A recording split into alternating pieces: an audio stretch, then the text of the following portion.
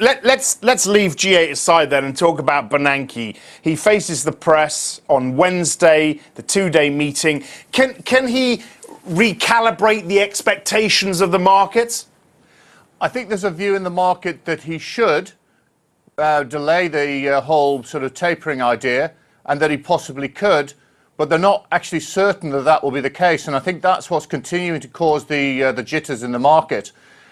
If you look at the data in the US and worldwide, we have been going through a softer patch. So the need to really taper quickly, say in September, is not necessarily clear to the market. But the Fed have actually been quite hawkish really since the May FOMC meeting. And I think that there's an apprehension that some of that could carry through this week. And if it does, then we're likely to see a further sell-off in the bond market in the US. What do you, I mean, we'll come on to yields in a sec, but what do you think the market wants him to say this week? I think they want him to say that the Fed are considering tapering, but that it'll be done on the close examination of the economic data, and that it's likely to come later rather than sooner. I think that's what the market want him to say.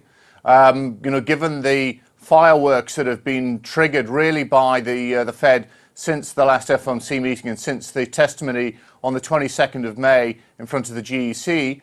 But I think in reality, it's going to be a more difficult decision for the Fed in terms of what they communicate. And if he does say that, where do yields go?